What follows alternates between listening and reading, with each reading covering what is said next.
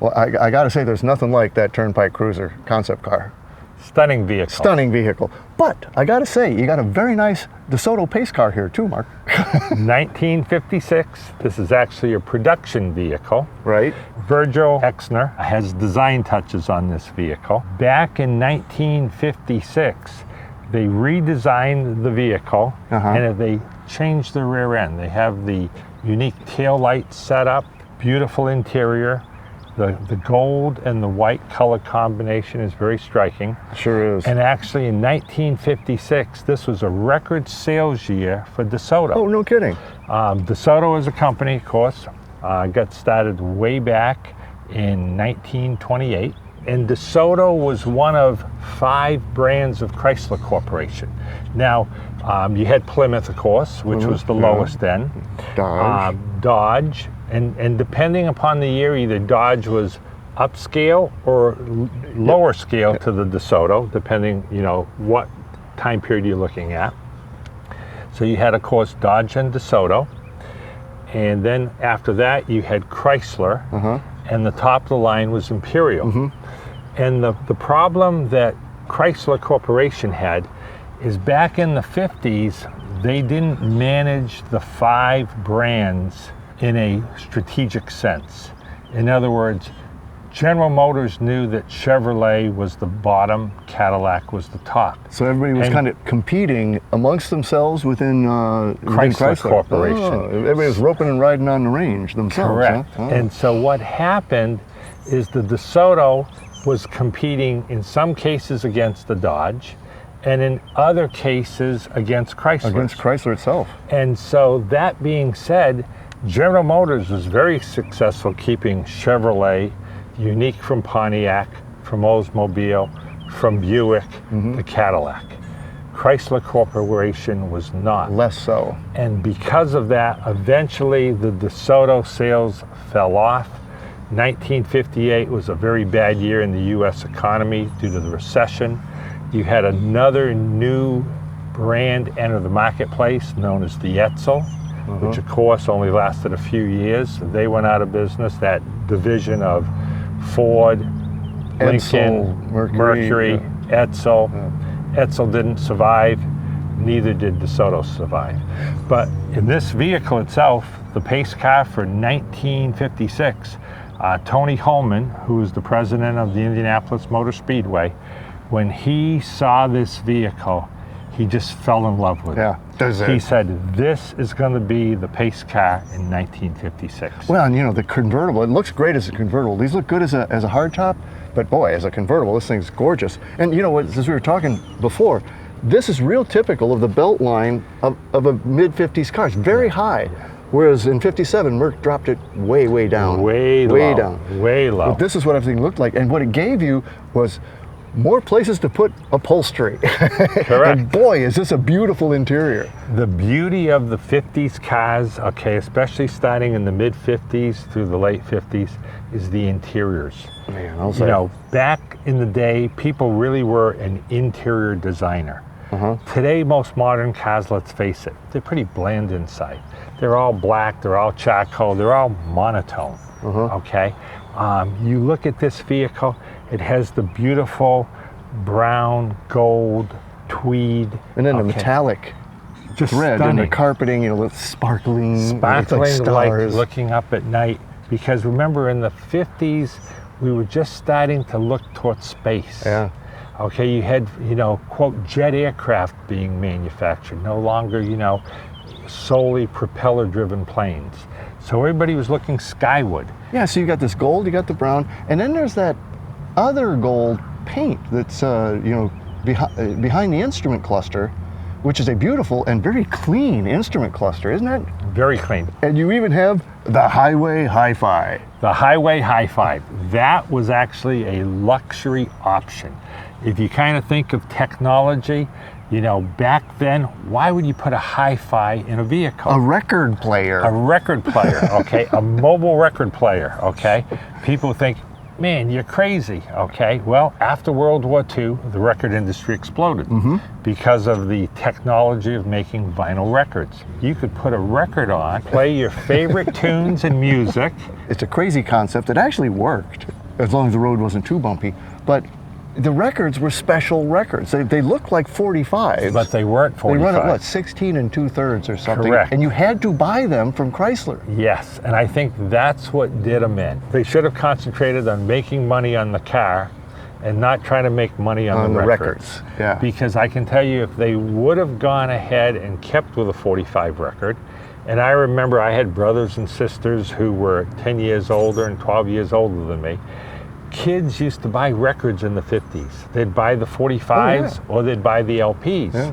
Well, if you could buy any 45, Slap it in there. put it on there and play it, that could have been a huge success I think for you're right. Chrysler I always Corporation. thought it was a weird move on their part. And 45, you're used to that spinning 45 RPMs, Yeah. This thing spins at half the speed of an album at 33 1/3. It's half that speed. And it's almost, you have to kind of look at it to see that it's actually moving. 57 and beyond was when fins got really crazy. But here in this 56, you still got a fin going on. 56, you have some fins. You have the unique 1, 2, 3. Yep. It was bold, but it wasn't crazy from a styling point of view. So many cars of that era had the exhaust coming out literally through the bumper, which wasn't a good idea, and they figured that out after a while.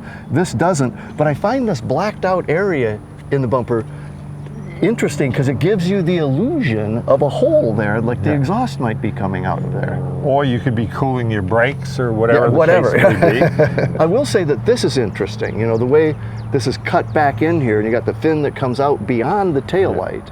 I find interesting. And the other thing that was unique is he wanted to be symmetrical. So you have dual antennas. Now, you really don't need dual antennas. But it sure looks cool. But it looks cool. It looks very cool. Okay. So again, they wanted to have that unique styling from the back end. And it's a beautiful vehicle. Yeah, and again, gosh. Most people don't ever see DeSotos. Yeah, and it's, it's kind of the outlandish, gold anodized hubcaps, the gold stripe. It really is beautiful. And the Fireflite was powered by the 330 Fireflite Hemi. Right? Yes. Let's go look at that. 270 horse. Oh, another pretty heavy hood, but it's sprung a little bit better. Yeah. Wow. A lot of steel in these old cars. Back when America led the world in steel production. I'll say. There's like 2 or 3 cars worth of steel in this baby. Yeah. Beautiful. Wow. As always. Big, huge valve covers giving away the Hemi. Yeah. That is the craziest looking, I'm assuming that's the generator up there. Correct. That's massive. It looks like you'd run a small town with that. You wanted to have the power for the highway hi-fi. For the highway hi-fi. And then what I find interesting about this is they were still running the power steering off the back of the generator shaft. Yeah. So doing double duty, this belt runs them both, and that same shaft runs them both too. Yeah. The other thing I noticed about this car that I find interesting is this 56, but we've still got braided wires. I mean, that seems a little older than 56. I just hadn't, it sticks out to me, probably again because there's these massive cables coming off that generator. And I think that adds a cool touch. Because you look at the wire and you can look at the wiring diagram, and this color wire means it's that. That color wire means it's the other thing. That color wire. Today you can't even find the fuse box on most vehicles. Which one? There's like 4 or 5 fuse boxes anymore. And this would be a 4-barrel carburetor. It's a big engine, size-wise. 330 cubic inch, 270 horse. And physically large, but there's plenty of room in there. Yeah, the beauty of these old cars is literally you could sit up in the engine compartment and to work on them. Yeah, these did ride and drive beautifully. Yeah. And I'm sure this one does too. What do you say we take this around? Yeah, sounds great. All right, here we go.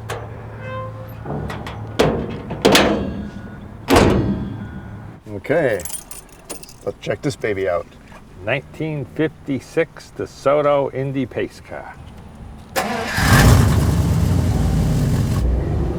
330 V8 Hemi. Man, she fired right up too. Oh, push button trans, that's right. Yeah. Okay.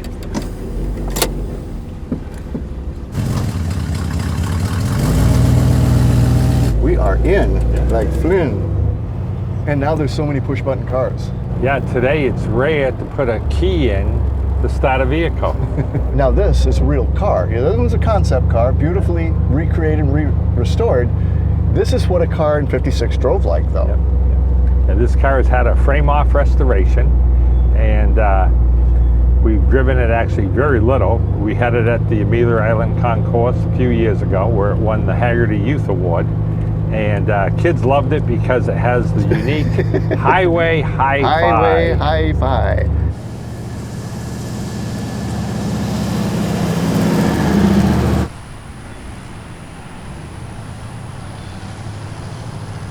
So you push her back in, you close it back up. Thing looks, you know what it looks like? It looks like the tissue dispensers that used to come with cars. Yeah, they'd have the little tissue box dispenser. But instead it dispenses music. Dispenses music. Padded dash in '56. Yeah, Wow. yeah. Padded dash. And it's gold. Gold, It's just beautiful. This gauging layout looks very much like, you know, a modern set. If you're going to customize a car, you'd come with these really clean white face, you know, circles, and these actually look very modern. Flat finish, chrome bezels, very stylish and striking. Boy, and fingertip steering. This is beautiful. This was considered a comfortable performance luxury vehicle. No, this is a nice riding car. This is great. Very, very nice riding car.